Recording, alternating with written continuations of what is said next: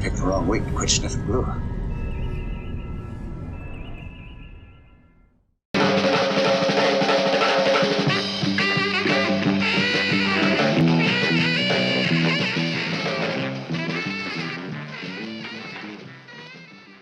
Morning, everybody. Welcome back. It's week two on the horror of Party Beach, or as I like to. I was reading the comments from last week's video, and I like the term "the creature from left base" or the left field. The creature from left field. I like that idea because he's completely out of the normal.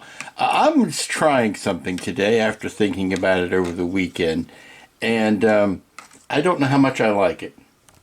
I was looking at all of these darn barnacles, and it's going to be nigh on impossible to paint these individually and have them look right. I mean, Chris, I love you, but step away from the step and repeat, please, or the copy paste.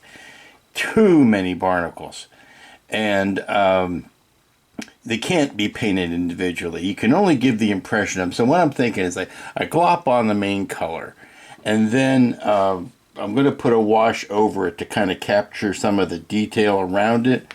But there's just no way to go in with a tiny, tiny brush and just paint each one. That's madness. So we're going to be giving an impression of those barnacles. I know it's easy to do on the computer, but it's tough to manage in real life. And the other big comment that made me change my entire way of thinking actually, it wasn't an online comment. It was something a friend of mine told me. He took a look at this color scheme, and he said, what color are you going to make those eyes? Well, they're white. Well, what color are the pupil? They're black. And he said two words to me that gave me a chill to my very bones, and made me completely change my thinking on this. He looked at that, and he said, Cookie Monster. So now I can't not see Cookie Monster, the big bulbous eyes and the blue background. He says, I know I cannot paint his head blue. Any shade of blue is going to make me think of Cookie Monster, and I can't have it. So probably I'm going to go with the orange, because after all of the colors that I've tried on all of this kit, the ones that I'm really liking this area right in here. And I'm really liking the blue hands, hands of blue 2x2. I like the hands of blue. So I think I'm going to end up repainting this part, maybe to match closer to the leg part, and then maybe go in with the head into that same orange color. So he may end up being more goldfish colored, more carpet-ish colored, than this multi-hued rainbow thing.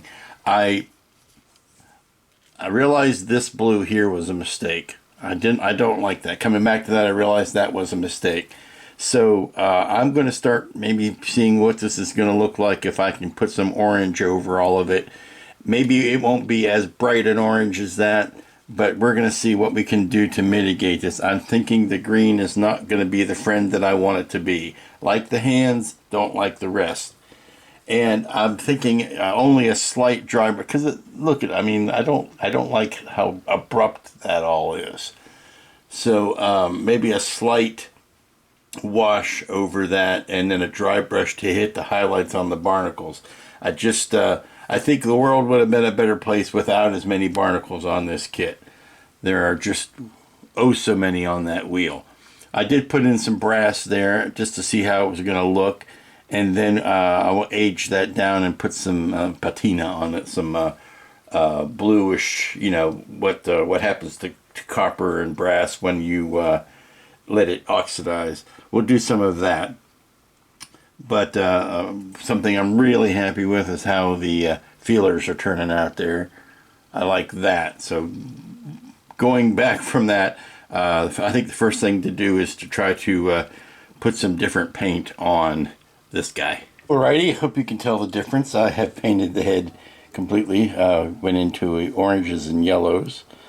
And now when I put the wide eyes next to them, they won't be evoking images of the Cookie Monster. I want to do something to darken the mouth though, because I think I'm losing some of the pink of the tentacles this way, so I might want to go in there and darken that up. But it's forcing. I am putting some blue in here. It's forcing the different color shift on the fins, and I'll carry that onto the back. And speaking of color shift, now it was always from the very beginning, it was always the intention that I would be using my color shift paints as a top coat on these scales. So please don't, I'll use any excuse in the world to use those color shift paints. So please don't think that I have forgotten that. I went over the wheel again with a wash of the black and the oil staining and all of that, and it did darken down the barnacles, and I do like them a lot better now. I might still hit the very highlights with a dry brush on them, but it does get rid of some of that blotchiness that I was so afraid of. Or not afraid. I'm not afraid of any paint, but that it was giving me the results that I didn't care for. So we're going to let what I've done here dry. I'm going to walk away from it for a few minutes and then come back and see how I feel about it. Okay, here he is pieced all back together. And I think, I don't know if you noticed, I think he looks bigger when he's all one color. I think that breaking it up into so many colors was actually making him look smaller. But I've got the top with more of an orange. Now, I didn't cover over every bit of the green that was underneath. There's still plenty of areas for that to show through. But I'm really digging him as big an orange as he is. Now, there's the eyeball again for color. And the squid mouth. But yeah, I'm digging. I re-blued his hands and redid his feet. But the only thing that's clashing to me a little bit is the pink here that's happening on his fins. I'm going to brighten that up certainly, but I think the iridescents are going to help on that. The pink and the orange being very similar in value, but I think. Yeah, I think once I put the shimmering on, that'll take care of that. Morning, folks. It's Tuesday, and I gotta tell you, I've just been having the best time. If you could, I had to clean up before I turned the camera on because it was well, you can see here's a bit of, it'll tell you how it's been going. I've been putting some washes on and highlights on, and this is what I like doing best. So I've been having the time of my fishy life.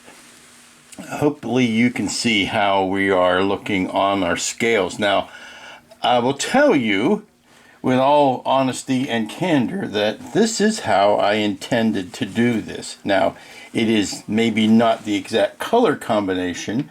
Once I found colors that were jiving well and getting into the groove, I ran with those colors. But my intention was never to leave him looking like a clown car. He was going to start getting some variations and some tones and all that kind of stuff. What happens is I picked an orange that I liked, and I went off on some variations of that, but I was always planning that I would do a brownish wash or a contrasting color-ish wash, whether it would have been, I don't know, green and purple or orange and brown or whatever. I was going to do that anyway. And what happens is you put a darker wash up underneath the scales, and then you basically just kind of wipe it down, and you get the tonal shades that I was looking for.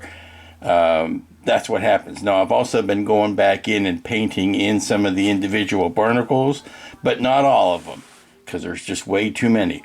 I still have some work to do, some dry brushing work to do, but the next fun part, and this is where I think I'm basically ready for, I gotta paint the eyeballs in here, but you can tell why the Cookie Monster reference was resonating so well.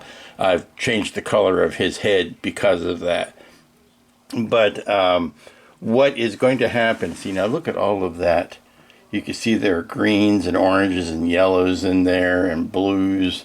Things that wouldn't necessarily have been in there if I hadn't gone through all of the color washes that I did. You know, there's a lot of happy accidents that happen. Then you go, oh, that looks nice. I think I can capitalize on that and make some shading around that.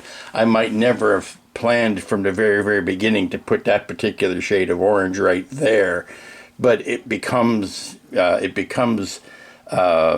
natural thing after you have kind of worked some of these other colors, and you see how, oh, that makes a nice highlight, and we're gonna accentuate that, and we're gonna minimize some other thing that I didn't like. I wouldn't necessarily not have planned these scales, but I really liked how they turned out here. That's the kind of open-ended painting I'm doing. When you are, maybe when you're working on a starship or something, and you know the end color, and you know what your end result's supposed to be, you kind of shut yourself off from happy accidents like this. To quote Bob Ross, it's a happy accident. You can capitalize on something when you don't have a specific dyed in the wool, this has got to be that color result in mind. So that's why we're getting all of these lovely variations in here. That's on the beast, on the beastie himself, on Leonard here. Now, when we're talking about things that are more set in stone, more realistic, the colors of wood and the colors of brass, then you kind of have to play by a different playbook, because then you are shooting with a particular goal in mind. Okay, whatever I do, this still has to end up dark brown, or it still has to end up looking like a wheel or an actual skull or something like that. So that kind of play between the two of these things is where I'm getting my jollies, because I can be more fanciful with this and more realistic with that. So that's why I've been, that's why this is going so quickly, because I'm really enjoying how it's going, and I'm not struggling with anything. And B, why I'm just, enjoying myself with it. Now, we still have not gone through any of the color swap, the color shifting paints. And I'm going to be very light-handed with those. I was initially thinking that the color shifting paints were going to be doing heavy duty on this. I don't think so. I think I'm just going to do a light spritz here or there, maybe on the fins and that thing, maybe on just a couple highlights here and there, but I'm not going to bathe them in it like I was maybe originally thinking I would need to. So we're going to let this dry. I'm going to come back to it. I'm going to run to the post office because I got to take another order in. I got to tell you, those Kronos Ones kits are flying off the shelves. So I've had to restock already. I hate to keep harping on it, but I'm really having some fun on this. Oh man, I am so happy with that. This is the finished, well, I'll say almost finished, I have to pop the eyeballs in, version of Leonard with the light coating of the color swapping or color shifting paints on it. Don't quite, I might take them outside to show them, but you don't quite see it here. I put a spot on the hands of the green and violet, or the green gold. That looks really nice. I put a different color of the let me see which ones I used. I used the that's not it. On the body I used some of the orange violet, just here and there, like the high spots on his calves or his thighs there, and on the broad parts of the arm. That's what I used on the body. I used, I want to say, which one was it? It wasn't either of those. Which one was it? Yes, it was the turquoise violet. I used the turquoise violet here on the fin, just very lightly. And then I used a little bit of that green, this dark green I used on the slime here, and I think it came out very nice. Now I'm going to take him outside and see how he looks in the sunlight, but I'm ready to stick a fork in this one. Call it catfish dinner. I like him. I like him very much. I want to go another round on the base. Maybe stick some moss on there, some sort of maybe not the lichens so much, but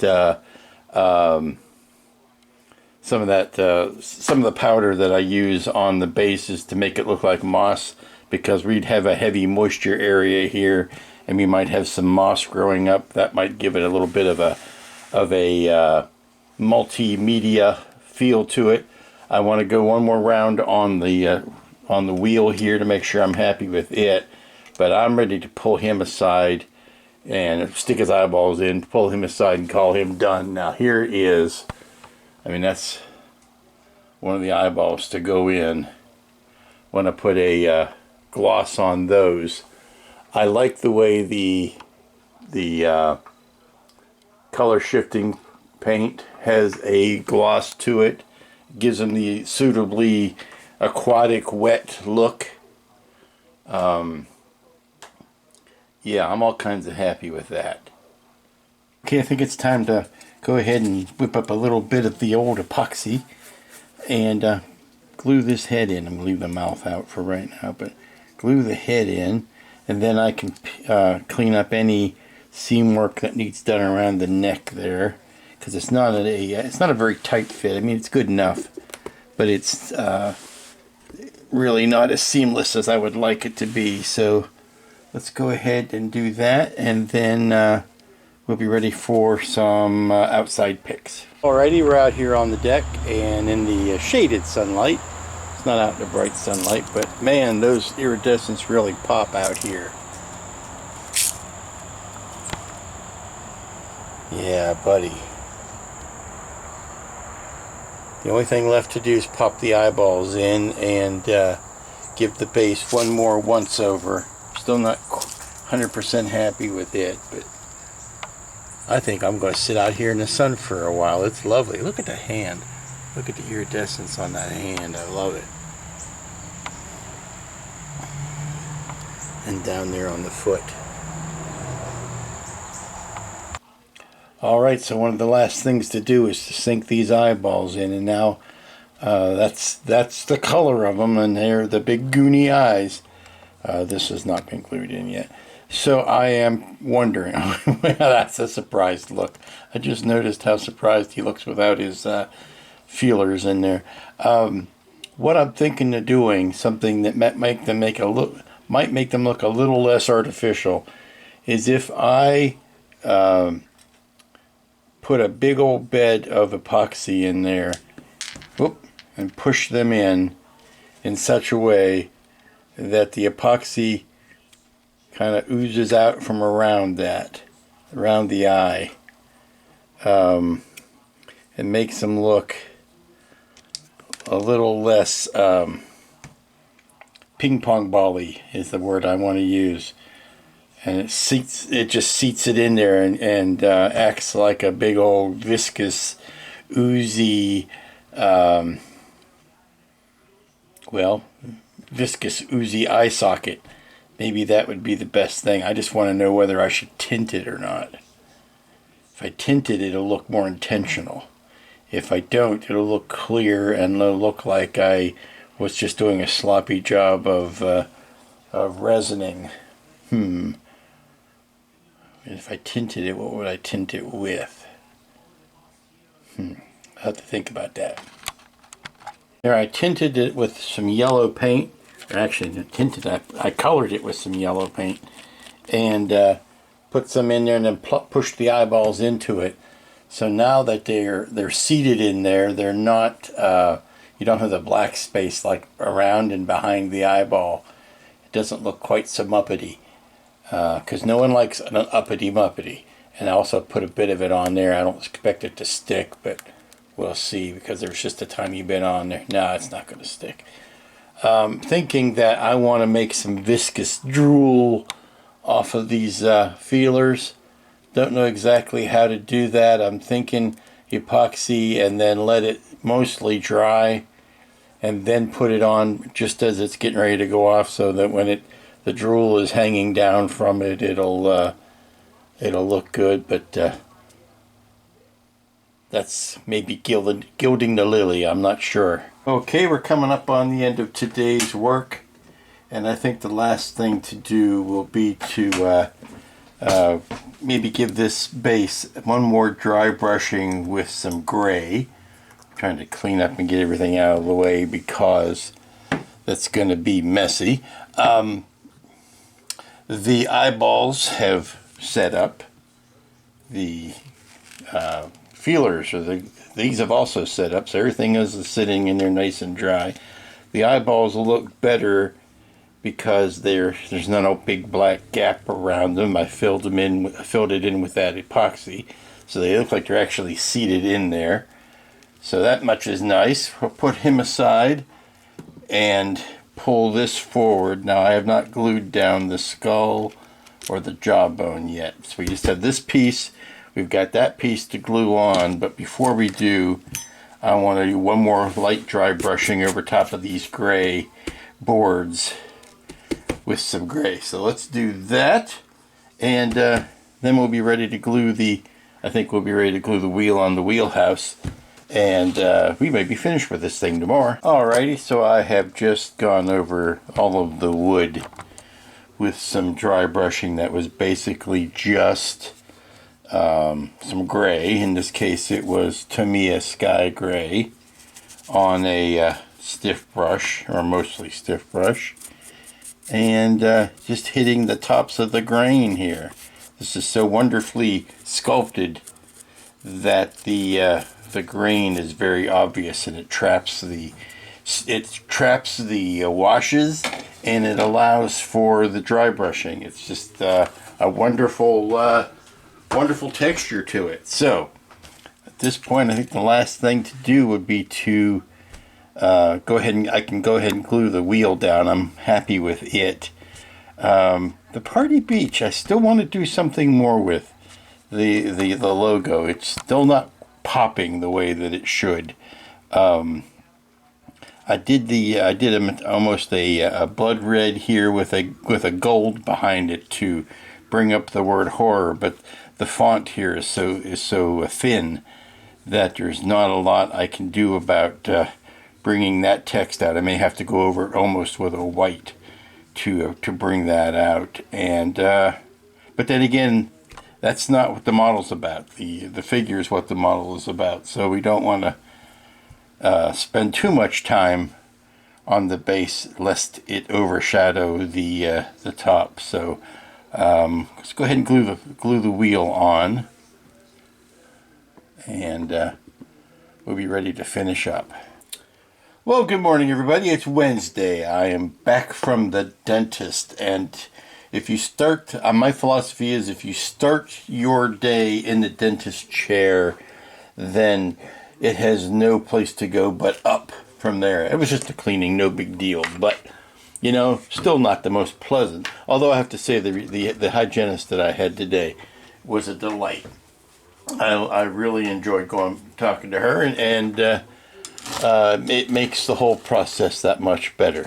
Now, we are mostly done. I'm going to say 98.2% done with Leonard here, and we've only got a couple things to do. I've got to glue down the skull.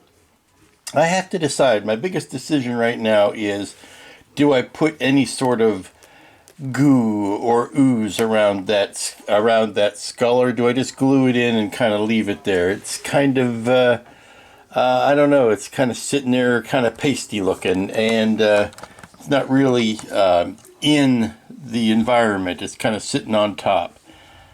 I'm wondering what maybe I could do if I tinted up some epoxy and made some slime. Maybe that would help. And also, the last thing I'm thinking of before I glue Leonard to the base is I'm thinking that I might want to put some epoxy on his tentacles there, and maybe some slobber or some drool. And I've got the epoxy out here. I'll mix something up. I'll try it. We'll see before I put it on there. We'll see how malleable it is. I'm thinking this is 5-minute epoxy. If I wait till it almost sets up before I put the drool on, maybe that'll kind of catch it in mid. It'll seize up in mid drool. I don't know. Alrighty, I just made up some fleshy, gooey, bloody epoxy and settled the skull down in it. That's going to dry there, plus look oozy and pussy. But it's also good practice for the tendrils on the mouth, because it's kind of the same color palette that I want to use.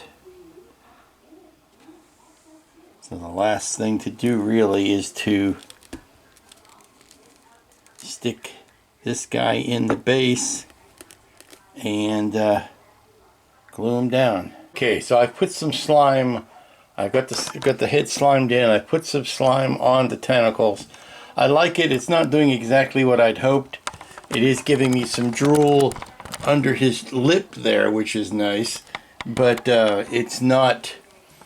It's a delicate balance, because to get it to hang just right and dry in that location would be tough. So I think what I might need to do is to lay some bits out on a piece of paper or a piece of plastic, let them dry, and then glue them to that. I don't know if that's going to be the best way, but if I could make up some epoxy drool that way, because I don't think doing it in gravity, I just can't get it to freeze in time at the right spot. So I noticed that once I did it on the tray and left it, you can still see that I can get some nice splatter that way. So we're not gonna give up on the idea, but we're gonna take a break on this, because I've got the latest installment of the Optimus Prime build, and I'm going to take a break in this and build that. Alrighty, we're coming up on the last day on this project, I firmly believe.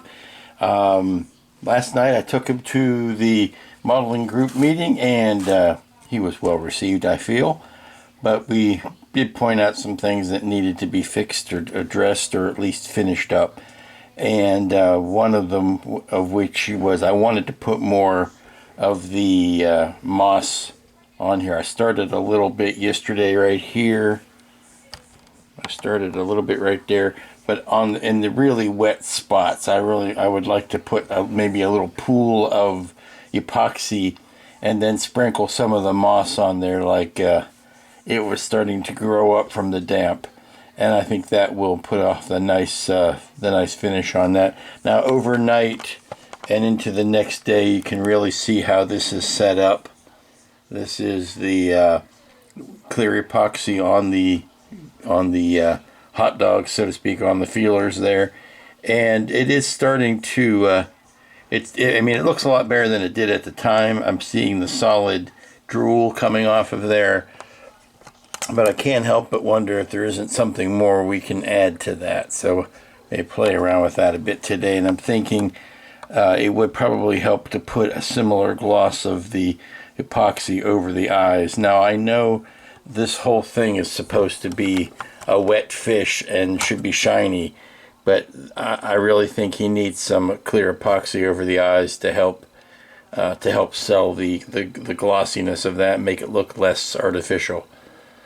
So that's what we're going to do. All of it involves mixing up some epoxy, so we're going to do a quick whip up here of some 5-minute and see what we can do. Good morning, everybody. How you doing? It's Friday. It's the last work day of the week. It'll be the last day on the creature from left field, as I like to call him. He's all done. This has been one of those great weeks, because I can walk in, do one little touch, and walk away. I'm not on a high pressure, high output week where I got to get something done. I finished him little by little this week, but today I'm willing to call him done. Now the last thing I did was to use some clear epoxy resin, the 5-minute quick cure epoxy, and I've sprinkled some of the railroad mulch dust over it to give me some moss-looking growths. And where I didn't spill it, or where it soaked in, it looks wonderful because it looks like the pond is still wet. I'm trying to get this out of the shadow. The pond is still wet where the moss is growing. That's happening back there as well, which is exactly how I wanted to treat it, like this was a place of perpetual damp, and moss was growing on it. Now, I was also thinking, well, you know, some Spanish moss hanging off of something would be nice, but then I realized, no, this is based on the hot rods and the greasers in the movie, and the surfers and the music. This was a California beach. This is not a bayou swamp, so that Spanish moss wouldn't be. It's not the Black Lagoon. It's not a bayou swamp, so hanging Spanish moss would not be appropriate. This is supposed to be a Southern California beach, so I pulled all that stuff back off and realized that what I was doing with the barnacles and the little bit of moss was just enough. But I thought I'd give you one last roundabout before I stick a fork in them, so to speak. I did get the drool to hang the way I wanted to. Maybe not quite as long tendrils, but you know, anything longer than that would probably end up breaking off anyway.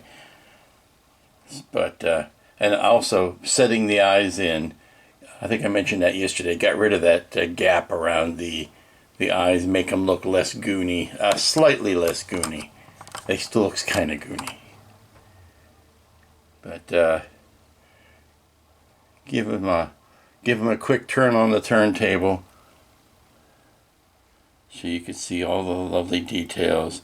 I think the logo stands out just enough. I really like the melting skull here. I think that turned out nice. And even though you're not going to see the back of them too much, I did go ahead and, you know, do some finish work on the back. Ideally, well, here's the thing. If you want to be democratic about it, I'm putting this on a display on a table in a show. You do want the back of it to look nice, if even only to show up in other people's photos when they're taking pictures of the thing in front of you on excuse me, on that side. But if you're going to put it up against a bookshelf or something, you're probably never going to see the back of it. But another fine creation from Chris Wooten over there at Terrors from the Vault. Highly recommended.